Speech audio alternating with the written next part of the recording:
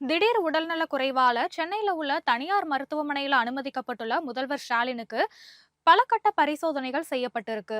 முதலமைச்சர் ஸ்டாலின் வழக்கம் போல நடைபயிற்சி சென்று கொண்டிருந்த போது அவருக்கு திடீர்னு தலை சுற்றல் ஏற்பட்டதன் காரணமா கிரீம் சாலையில உள்ள தனியார் மருத்துவமனையில சிகிச்சைக்காக அனுமதிக்கப்பட்டாரு. அங்க அவருக்கு மருத்துவ பரிசோதனைகள் மேற்கொள்ளப்பட்டது. அதற்கு பிறகு அவரு 3 நாட்கள் மருத்துவமனையிலேயே ஓய்வெடுக்க வேணும் அப்படின்னு மருத்துவமனை நிர்வாகம் வெளியிட்டிருந்த அறிக்கையில தெரிவிக்கப்பட்டிருந்தது. இந்த நிலையில முதல்வர் ஸ்டாலின் சென்னை கிரீம் சாலையில உள்ள தனியார் மருத்துவமனையில இருந்து தேனாம்பேட்டையில உள்ள மருத்துவமனைக்கு அழைத்து வரப்பட்டு அங்க அவருக்கு கூடுதல் மருத்துவ பரிசோதனைகள் மேற்கொள்ளப்பட்டது. அங்க பரிசோதனைகள் முடிந்த பிறகு மீண்டும் கிரீம் சாலையில உள்ள மருத்துவமனைக்கு அழைத்து செல்லப்பட்டாரு. வயது மூப்பு போன்ற காரணங்களால ஏற்படும் பாதிப்புக்காக பல்வேறு மருத்துவ பரிசோதனை நடத்தப்பட்டதா சொல்லப்படுது.